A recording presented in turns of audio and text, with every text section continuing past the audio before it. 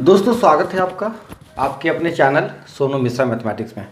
तो चलिए आज प्रतिशत को और आगे बढ़ाते हैं। बहुत सारे टाइप सवाल पे मैंने चर्चा किया। इससे पहले कई वीडियो मैंने प्रतिशत पे अपलोड कर रखा है। अगर आपने नहीं देखा है तो निश्चित रूप से प्लेलिस्ट में जाके सारी वीडियो को देख लीजिएगा, ठीक है। चलिए आज की वीडियो में बहुत ही स्पेशल टाइप सवाल मैं आपको सिखलाता हूँ जो आपको आपके आने वाले कॉम्पिटिटिव एग्जाम एसएससी रेलवे में काफ़ी हेल्प करेगा, ठीक है। तो चलिए सबसे पहले सवाल की बात करते हैं। आज की वीडियो का सबसे पहला सवाल कहता है किसी परीक्षा में 60% छात्र अंग्रेजी में पास हुए, 70% हिंदी में और 40% दोनों विषय में पास हुए हैं। दोनों विषय में फेल छात्रों का प्रतिशत क्या है? दोस्तों इस तरह के सवाल को लगाने के लिए बहुत बच्चों को लगता है कि सेट थ्योरी का कॉन्सेप्ट उन्हें आना चाहिए, लेकिन मैं कहता हूँ ऐसा कोई सेट थ्योरी लगाने की ज़रूरत आपको नहीं है। काम वही करेंगे लेकिन बिना सेट थ्योरी का फार्मूला जाने, ठीक है। बस आपने जो प्रतिशत का व्यावहारिक ज्ञान सीखा है ना, जो भी बेसिक नॉलेज आपके पास है प्रतिशत का, उसी पे हम सवाल को लगाते हैं। एक तो डायरेक्ट तरीका मैं आपको बताता हूँ कि इस तरह का जब भी सवाल रहे कि एक सब्जेक्ट में कितना % छात्र पास है, 60%, कितना में हिंदी में, ठीक है। दूसरा विषय अंग्रेजी का है, इंग्लिश का, उसमें 70% बच्चे पास हैं और दोनों विषय में हिंदी और इंग्लिश दोनों में 40%, ठीक है। तो इस पैटर्न पे जब भी सवाल रहे तो डायरेक्ट आंसर मैं आपको बताता हूँ, इस दोनों को जोड़िए। 60 और 70 कितना होता है? 130। और 130 में से क्या करिए, इस 40 को हटा दीजिए। कितना बचेगा? 90%। 90% बच्चे पास हैं, बाद में जो बच गया 10% वो बच्चे फेल हैं, ठीक है। तो ये 10% आपका आंसर है। यही आपसे पूछता है कि दोनों विषय में फेल छात्रों का प्रतिशत कितना है, तो 10% बच्चे फेल हो गए और 90% बच्चे पास हो गए। क्या किया, इस दोनों सब्जेक्ट के प्रतिशत को जोड़ दिया, 60 और 70 130, उसमें से दोनों विषय को माइनस कर दिया। अब आपके दिमाग में बात आएगा कि मैं ऐसा क्यों करूं, क्यों दोनों को जोड़ूं और क्यों घटाऊं। बात तो समझ गए कि ऐसे आंसर आ जाएगा, लेकिन फील नहीं आया, कॉन्सेप्ट पकड़ में नहीं आया। तो मैं अब आपको कॉन्सेप्ट समझाने की कोशिश करता हूँ। चलिए पहले आप इसको नोट कर लीजिए, ठीक है। अब जो बातें मैं आपको बता रहा हूँ उसको जरा ध्यान से सुनिएगा, ध्यान से। मैं बहुत आराम से आपको बताऊंगा, बस आपका सपोर्ट चाहिए कि बस आप लगातार मेरी बातें ध्यान से सुनिए, है ना। देखिए हिंदी में कितना प्रतिशत बच्चा पास किया, तो आप कहोगे 60%। इंग्लिश में कितना प्रतिशत पास किया, तो आप कहोगे 70%। अच्छा, इंग्लिश और हिंदी दोनों मिला के कितना पास किया, तो आप कहोगे 40%। अब जरा इस प्रतिशत को गौर से देखिए। डाटा कह रहा है कि हिंदी में पास करने वाले 60%, इंग्लिश में पास करने वाले 70% और हिंदी इंग्लिश दोनों में पास करने वाले 40%। तो जरा आप गौर फरमाओ, जब हिंदी में पास करने वाले बच्चों को जोड़ा गया है तो तमाम बच्चों को जोड़ा गया है जो इंग्लिश और हिंदी दोनों में पास है। अगर कहोगे कि केवल हिंदी में पास करने वाला कितना प्रतिशत है, ये 60% में तो ये भी इंक्लूड है, इंग्लिश और हिंदी दोनों में जो पास किया है।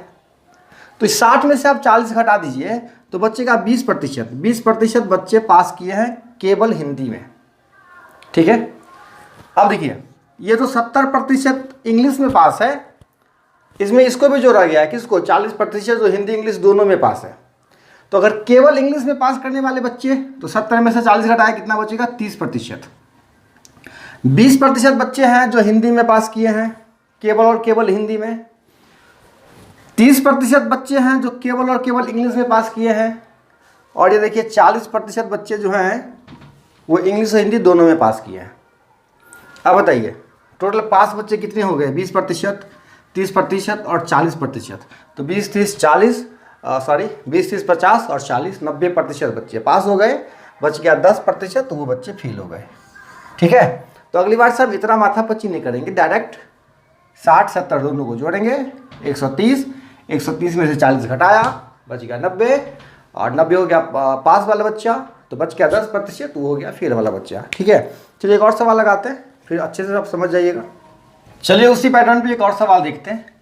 पिछले सवाल में पास छात्र का प्रतिशत दिया हुआ था और इस बार फेल छात्र का दिया हुआ है। तो 52% छात्र अंग्रेजी में फेल हुए हैं, 52% इंग्लिश में फेल, ठीक है, इंग्लिश लिखा हुआ है ये, और 42% हिंदी में फेल, दोनों विषय में फेल कितने हो गए हैं? 17%। तो आपसे क्या पूछ रहा है? दोनों विषय में पास छात्रों का प्रतिशत। सीधा पिछले सवाल का उल्टा। क्या करना है इस बार? फिर से वही चीज करना है, 52 और 42 जोड़ देना है। ये प्रतिशत किसका है? इंग्लिश प्लस हिंदी का। तो 52 और 42 कितना हो गया? 94। सही जा रहा है? 94 में से क्या करना है? 17 घटा देना है। 94 में से 17 घटाया, कितना प्रतिशत हो गया? 77%। 77% बच्चे जो है ना वो क्या है? फेल हैं। तो बच गया कितना प्रतिशत? 23%। 100 में से क्या करना है? 77 घटा देना है। तो 23% जो बच्चे हैं वो क्या है? पास है। ठीक है, चलिए एक और सवाल लगाते हैं। अब देखिए, पिछले सवाल को मैंने थोड़ा सा चेंज किया है। पिछले सवाल में पूछता था कि पास होने वाले छात्र का प्रतिशत कितना है। अगर इस सवाल में दे रखा है कि पास विद्यार्थी जो है वो क्या है? 46 है। ठीक है, बस इतना ही चेंज है। बाद में की सारी चीज़ें वही है। 52% छात्र अंग्रेजी में फेल हुए, 42% हिंदी में और 17% दोनों विषय में फेल हुए। और दोनों विषय में 46 छात्र स्टूडेंट पास हुए हैं। तो कुल छात्र की संख्या कितनी है? तो क्या करना है? पहले हम छात्र का प्रतिशत निकाल लेंगे जो बच्चे पास हुए हैं। तो 52 में 42 क्या किया था? जोड़ दिया था और उसमें से 17 घटा दिया था, तो बच गया 77। तो ये हो गया फेल वाला प्रतिशत। फिर पास वाला निकालेंगे। तो अगर ये फेल है तो कोई भी स्टूडेंट का संख्या 100% होगा। तो 100 में से 77 घट गया, बच गया 23। तो 23% का संख्या दे रखा है। 23% कितना के बराबर? 46 के बराबर। तो 1%, 23 दूना 46, 2। तो 100% जो हो जाएगा वो कितना हो जाएगा? 200। ये हो गया जी आपका जीता जागता आंसर।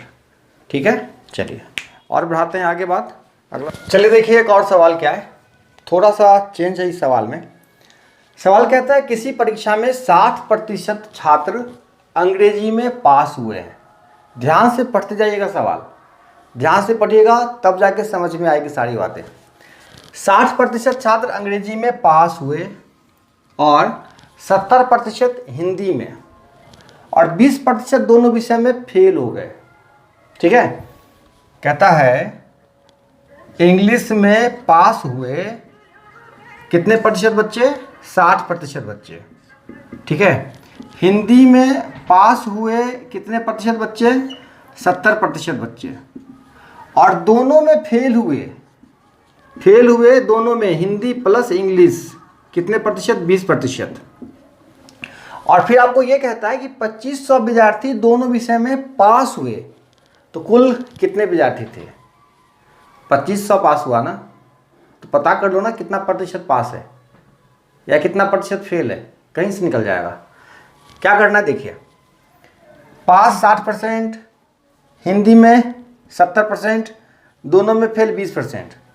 तो एक काम ये कर सकते हैं हम, दोनों को फेल वाले यूनिट में लेके आओ। फेल में क्या देखिए, अगर इंग्लिश में 60% पास है तो निश्चित रूप से 40% फेल होगा। ठीक है, हिंदी में 70% पास मतलब 30% फेल, और ये 20% दोनों में फेल है। ठीक है, ज़्यादा कॉन्सेप्ट नहीं देखना है। शुरू में ही मैंने बताया था डायरेक्ट तरीका, 40 30 70, 70 में से 20 घटाया, बच गया 50। 40 30 70, 70 में से 20 घटा 50, और 50% बच्चे फेल हैं, तो इसका मतलब 50% पास है। 100% होता है ना, 50% फेल तो 50% पास, और ये 50% तो है 2500 के बराबर। 50% बराबर 2500, तो आप कहोगे 100% जो होगा वो 5000 होगा। टोटल स्टूडेंट कितना? 5000। ठीक है, अगर आप चाहो तो एक और तरीका अप्लाई कर सकते हो। आप ऐसे भी सोच सकते हो, कैसे? 40% फेल, ये फेल का संख्या है। 30% फेल किस में? हिंदी में। अब 20% दोनों में। तब देखिए, जब इंग्लिश में 40% फेल बच्चे हैं ना, इसमें वो बच्चे भी गिने गए हैं जो दोनों में फेल हुए हैं।